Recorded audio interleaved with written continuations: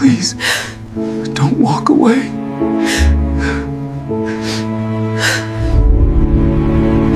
He promised to come back for her when he had everything. But when he finally did, she was the one serving drinks at his wedding. Watch till the end. You won't believe what he confessed in front of everyone. The Grand Meridian Ballroom drowns in gold. Crystal chandeliers scatter prisms across marble floors. White roses climb 15-foot pillars. A string quartet plays softly beneath the murmur of 300 guests draped in silk and diamonds. Grace moves through the crowd like a shadow. Her black uniform blends into the wallpaper. Her hands shake as she collects champagne flutes from tables no one notices her wiping down. A woman in emerald satin leans toward her friend. Did you see her crying earlier? The little maid by the kitchen? Oh God, yes. Probably got yelled at for something. They're always so emotional. They laugh. Grace's fingers tighten around the tray. She doesn't look up. Near the altar, Ethan Cole stands in a custom tuxedo that costs more than most people's cars. His jaw is sharp, his smile easy. He shakes hands with men who smell like old money and new power. The best man claps his shoulder. You're really doing it, brother. Tonya Lancaster. Half the city wanted her. Ethan grins. And I got her. The guests applaud as Tonya glides down the aisle in a gown that trails like liquid moonlight. Her smile is perfect. Her eyes are cold. Grace stands near the back wall, holding an empty tray. Her lips press together. Her eyes glisten. An older maid beside her whispers. Grace, honey, you okay? You've been crying all morning. Grace forces a smile. It cracks at the edges. I'm fine, Miss Lydia. Just emotional day. Lydia frowns but says nothing. She's seen that look before. The priest raises his hands. The room quiets. Dearly beloved, we gather here in the sight of God and this congregation to unite Ethan Alexander Cole and Tonya Marie Lancaster in holy matrimony. The words echo through vaulted ceilings. Grace's breath catches. Her hand moves to her wrist, fingers brushing something hidden beneath her sleeve. Tonya takes her place beside Ethan. The photographer circles them like a vulture. Flash after flash. A guest near the champagne table whispers loud enough to carry. I heard he came from nothing. Absolutely nothing. Can you imagine? Well, he's certainly not nothing now. Smart investments, tech ventures. The man's a genius. Or just ruthless enough to forget where he came from.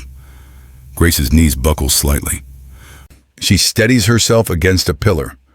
The priest continues. Marriage is not to be entered into lightly, but reverently, deliberately, and in accordance with the purposes for which it was instituted by God. Ethan's smile doesn't waver, but his eyes flicker, just once, toward the back of the room. Grace turns away. She walks toward the kitchen, tray trembling in her hands. Behind her, the choir begins to hum. A soft, familiar melody. Something old, something sacred. Grace stops. Her whole body freezes. That song. She knows that song. The ballroom fades, the gold dissolves into gray. A small apartment, 7 years earlier. Rain drums against cracked windows. The radiator coughs and dies. A single candle flickers on a wooden crate serving as a table. Ethan sits on the floor, head in his hands. He's thinner, hollow. His shirt has a tear at the shoulder. His shoes are worn through at the soles. Grace kneels beside him, stirring a pot of rice over a camping stove. Steam rises in thin wisps. You haven't eaten in 2 days. Ethan doesn't look up. I can't keep doing this to you. You work double shifts, and I can't even pay rent. Grace ladles rice into a chipped bowl. She sets it in front of him. Then don't do it to me. Do it with me. He finally meets her eyes. There's something broken in his gaze, something desperate. I'm going to make it, Grace. I swear to God, I'm going to make something of myself. I know you will. And when I do, when you do, we'll still be eating rice, just in a nicer kitchen. She smiles. He doesn't. I mean it. When I have money, when I have power, I'm coming back for you. I'm going to give you everything. Grace cups his face in her hands. I don't need everything. I just need you to remember who you were when you had nothing. The candle flickers. Shadows dance across their faces. He kisses her, gentle, desperate, full of promises he doesn't yet know how to keep. The scene shifts. A tiny church. Rain pours outside. No guests, no flowers, just a single priest and two witnesses pulled from the street. Grace wears a white dress from a thrift store. Ethan wears the only suit he owns. The knees are shiny from wear. The priest's voice is tired but kind. Do you, Ethan, take Grace to be your lawfully wedded wife? I do. And do you, Grace, take Ethan to be your lawfully wedded husband? Grace's voice is steady. I do. Ethan slides a silver bracelet onto her wrist. It's thin, delicate, engraved with two letters intertwined, E and G. I'll get you a real ring someday, I promise. This is real enough. They kiss as thunder cracks overhead. The witnesses clap politely. Outside, they stand under a broken awning, waiting for the rain to stop. Grace rests her head on his shoulder. Where do we go from here? Ethan stares into the storm. Up. We go up. The choir's melody swells. The same soft hum from the ballroom. The same sacred tune. Grace closes her eyes, letting it wash over her. When she opens them, she's back in the Grand Meridian. The golden lights burn too bright. The laughter is too loud. Her hand trembles as it grips the silver bracelet still hidden beneath her sleeve. She turns and walks toward the kitchen, tears streaming silently down her face. The ceremony continues. Tonia's vows are polished, rehearsed, every word chosen for maximum elegance. I promise to stand beside you as your partner, your confidant, your equal in all things. The guests murmur approval. Cameras flash. Ethan's turn. I promise to honor you, to cherish you, to build a life with you that reflects everything we've worked toward. His voice is smooth, practiced, but his eyes keep drifting. Toward the back, toward the service entrance, toward something he can't quite name. Tonia notices. Her smile tightens. Ethan, he blinks, refocuses. Sorry, I'm just overwhelmed. She takes his hand, squeezing a little too hard. The priest gestures towards the ring bearer. A child in a tiny tuxedo approaches with the rings on a velvet pillow. Grace reappears from the kitchen, carrying a tray of fresh champagne. She moves along the wall, head down, trying to be invisible. A guest waves her over, an older man in a gray suit. Excuse me, dear. Could I get another glass? Grace nods, lifting a flute from her tray. As she leans forward, her sleeve rides up. The silver bracelet catches the light. The man doesn't notice, but someone else does. Ethan's gaze locks onto her wrist. His breath stops. The engraving, those letters, that delicate chain. He knows it. His mind fractures. Flash. Grace's wrist as she stirred rice over a camping stove. Flash. Her hand in his as they stood in the rain. Flash. The way she smiled when he slipped the bracelet on, promising her the world. His heart slams against his ribs. The priest speaks, but Ethan doesn't hear him. Tonia's voice cuts through. Ethan, the ring. He doesn't move. Grace sets the glass down and starts to turn away. But her foot catches the edge of a chair. She stumbles, and the tray tips. A champagne flute shatters against the marble floor. The entire room turns. Grace drops to her knees, scrambling to pick up the glass, her face burning with humiliation. I'm so sorry. I'm so sorry. Lydia rushes over with a towel. It's fine, Grace. Just step back. I'll handle it. But Grace doesn't move. She's frozen, staring at the shattered glass as if it's a reflection of something deeper. Ethan takes a step forward, then another. Tonia grabs his arm. Ethan, what are you doing? He pulls away, walking toward the kneeling maid. The guests whisper. The photographer lowers his camera. Ethan stops in front of Grace. She doesn't look up. His voice is quiet, strained. Where did you get that bracelet? The room falls silent. Grace's hands freeze. Her whole body tenses. She doesn't answer. Please, look at me. Slowly, she raises her head. Their eyes meet, and in that moment, the world collapses. Ethan's face drains of color. His lips part, but no sound comes out. Grace's voice is a broken whisper.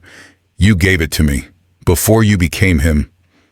The guests erupt in murmurs. Tonia's face twists in confusion and rage. What is she talking about?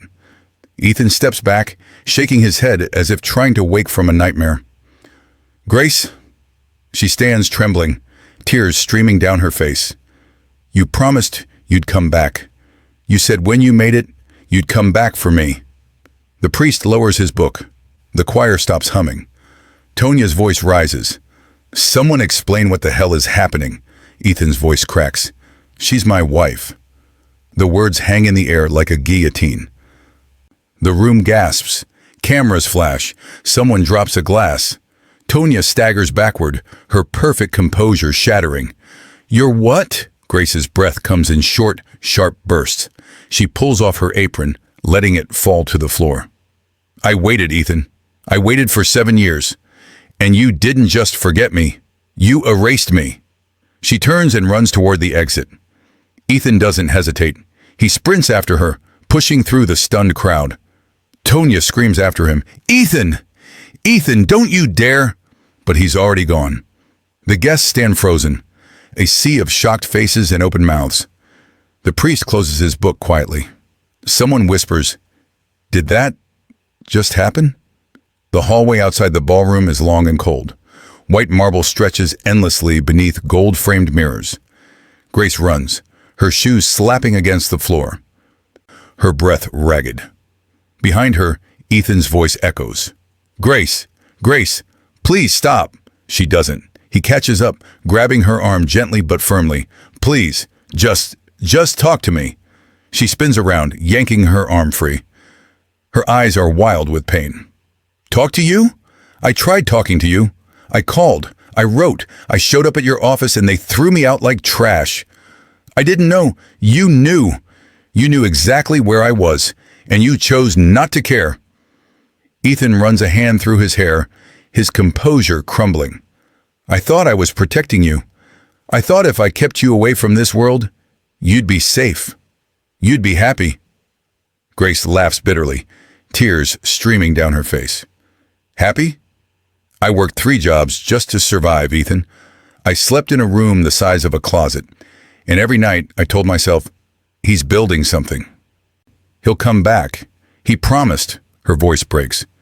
But you didn't come back. You just moved on. Ethan's eyes fill with tears. I never moved on.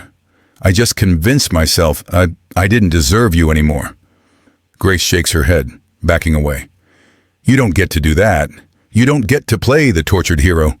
You made a choice. You chose this. She gestures toward the ballroom. Over me. The ballroom doors burst open. Tonia storms out, her dress sweeping behind her like a war banner. Ethan, what the hell is this? He turns, his face pale. Tonia, Don't you dare try to explain this away. Tonia stops in front of Grace, looking her up and down with cold fury. So you're the wife? The one he never mentioned? Not once in 2 years? Grace meets her gaze, steady despite the tears. I'm the wife he married when he had nothing. The one who believed in him when no one else did. Tonia's laugh is sharp and cruel. And look where that got you, serving drinks at his real wedding. Grace flinches, but doesn't break. At least I loved him when love was all I had to give. Tonia's expression hardens. She turns to Ethan. You have 10 seconds to fix this. Either you walk back in there with me, or you walk away from everything we built together. Ethan stares at her, then at Grace.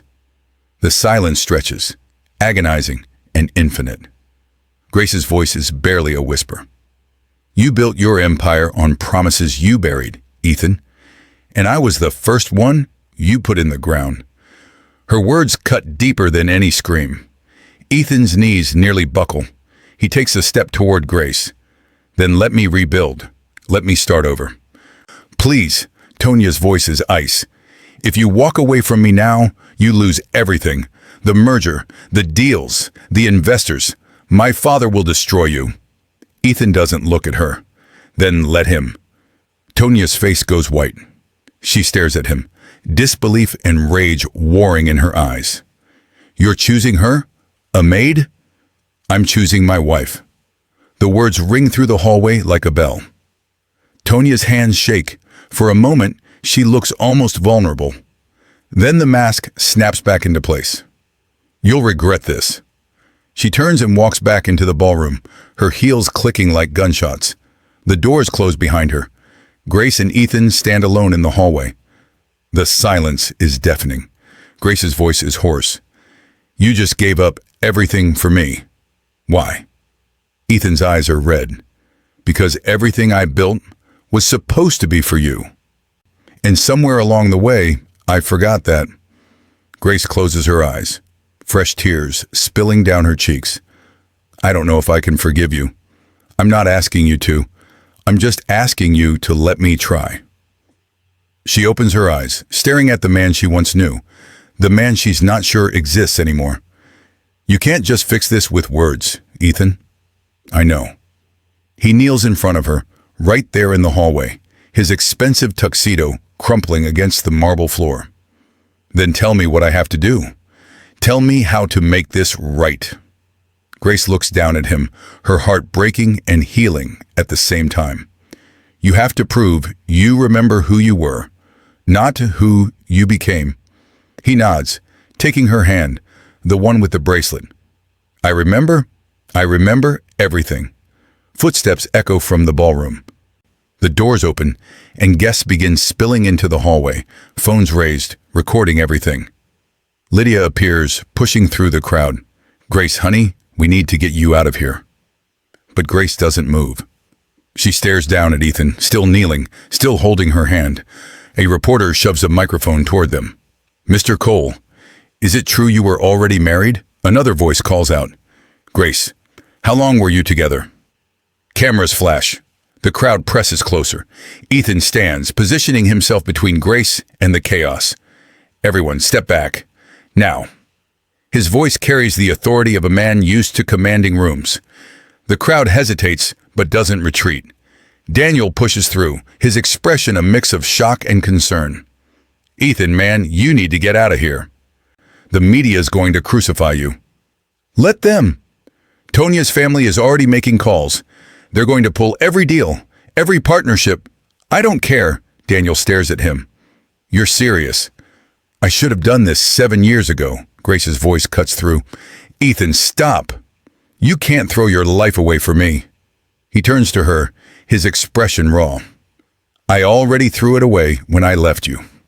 I've spent 7 years building a fortune and losing the only thing that mattered. A woman's voice calls from the crowd. Is this some kind of publicity stunt? Grace's face burns with humiliation. She tries to pull her hand free, but Ethan holds on. Look at me, he says quietly. Look at me, Grace. She does. This isn't a stunt. This isn't a mistake. You are my wife. And I'm done pretending otherwise. Tears stream down her face. You don't know me anymore. I'm not the girl you married. Then let me meet the woman you became. The crowd falls silent, watching the scene unfold like a movie.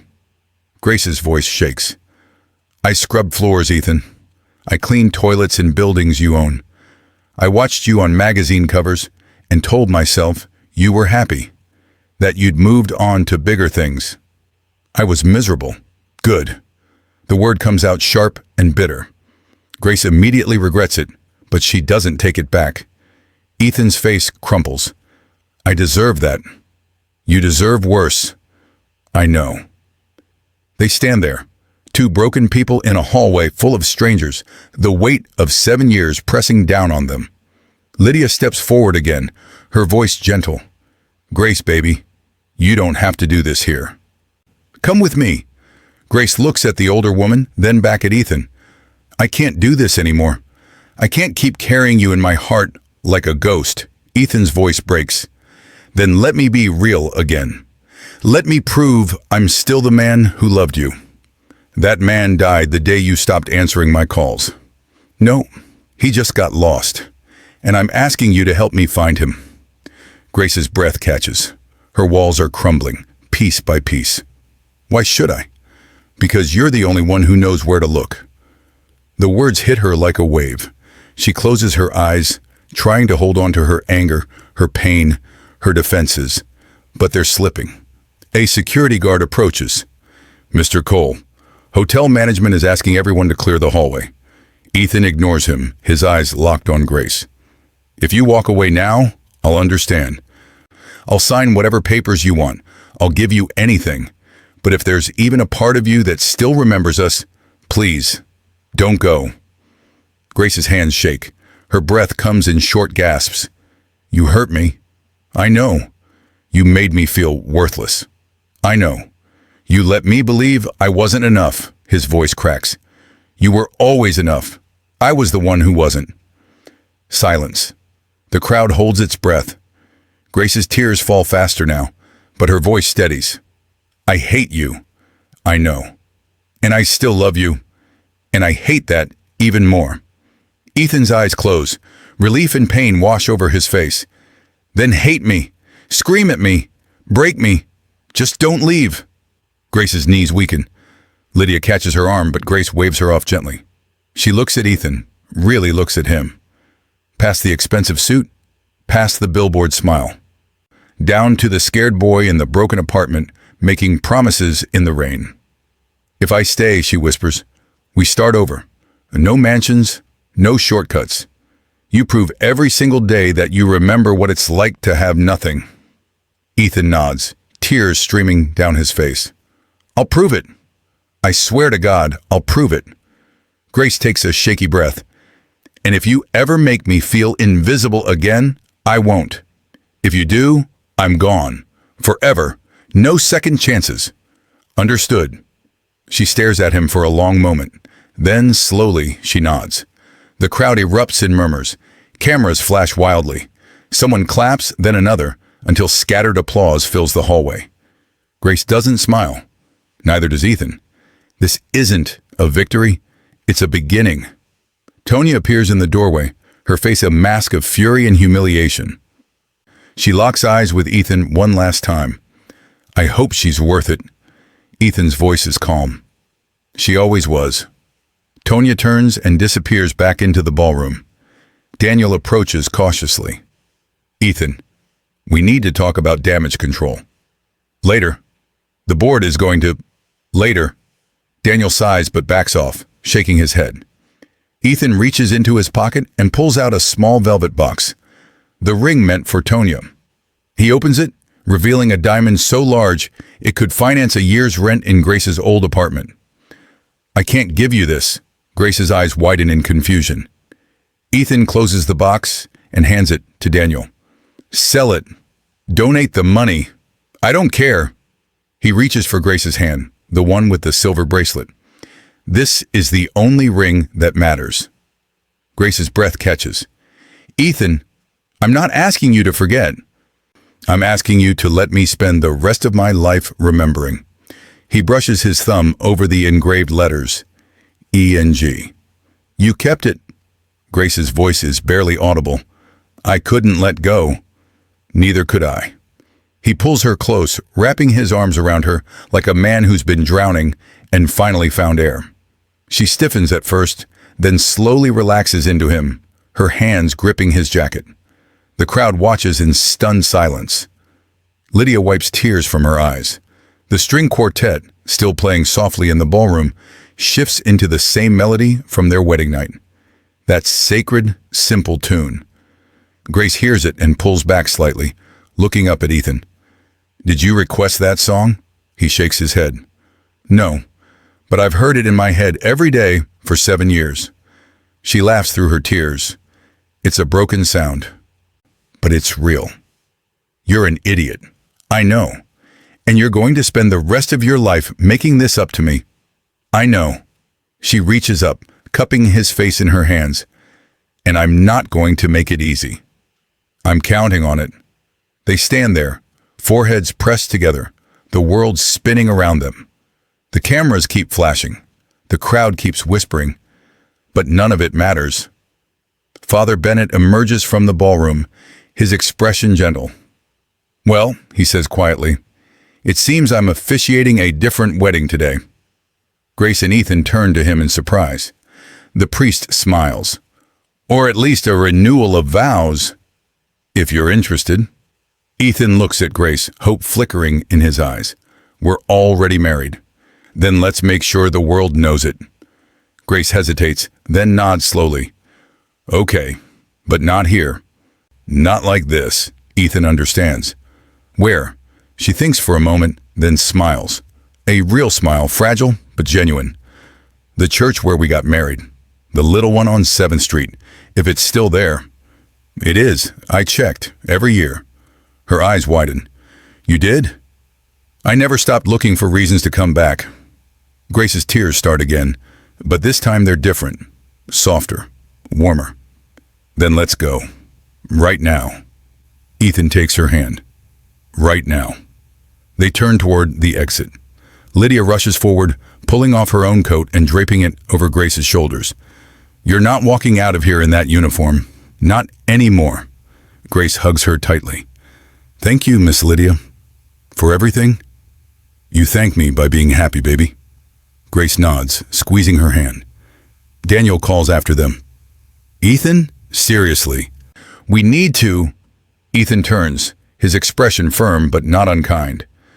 "If the empire falls, let it fall. I'll build another one. But this time, I'm building it with her." He and Grace walk down the hallway, hand in hand, the crowd parting for them like a curtain. As they step out into the cool evening air, rain begins to fall, soft and steady. Grace tilts her face toward the sky, letting the drops wash over her. It's raining, just like the first time. Ethan pulls her close, sheltering her under his jacket. "Then let's do it right this time." They walk toward the street, where a taxi waits. No limousine, no chauffeur. Just a simple cab with worn seats and a driver who doesn't recognize them. Ethan opens the door for Grace. She slides in, and he follows. "Where to?" the driver asks. Grace and Ethan answer together. 7th Street. The little church. The cab pulls away from the hotel, leaving behind the golden lights, the cameras, the chaos. Through the rear window, the Grand Meridian fades into the distance. Inside the cab, Grace rests her head on Ethan's shoulder. He presses a kiss to her hair. "I'm sorry," he whispers, "for all of it. I know. I love you. I never stopped." Grace closes her eyes, her hand finding his. "Then show me. Every day. For the rest of your life." "Deal." The rain falls harder now, drumming against the roof of the cab. The windshield wipers beat a steady rhythm. The driver glances in the rearview mirror. "You two getting married?" Grace and Ethan look at each other and laugh. "Something like that," Grace says. The cab turns onto 7th Street. The little church still stands, its cross glowing softly in the rain. They step out of the cab, standing together in the storm just like they did 7 years ago. Ethan takes both her hands. "Ready?" Grace nods. "Ready." They walk up the steps, side by side. Two people rebuilt from broken pieces. The church door opens, and this time they walk through it together. The rain keeps falling. The city keeps moving. But for Grace and Ethan, the world has finally stopped spinning. They've come home. True love doesn't need a crowd to prove it. It doesn't need cameras, applause, or validation. It only needs two people willing to remember who they were when the world told them they were nothing, and choosing, every single day, to rebuild what was broken. Because redemption isn't about grand gestures. It's about showing up. It's about kneeling in hallways. It's about silver bracelets and rain-soaked churches. It's about coming home. Some wounds don't heal with time. They heal with truth. If this story touched you, don't just scroll away. Like the video, share it with someone who still believes in second chances, and tell me in the comments what part broke you the most. And if you want to see more stories like this, the kind that remind you love can still win, tap join or thanks below to support the channel. Every tap helps us tell more of these stories, better, bigger, and louder. See you in the next story.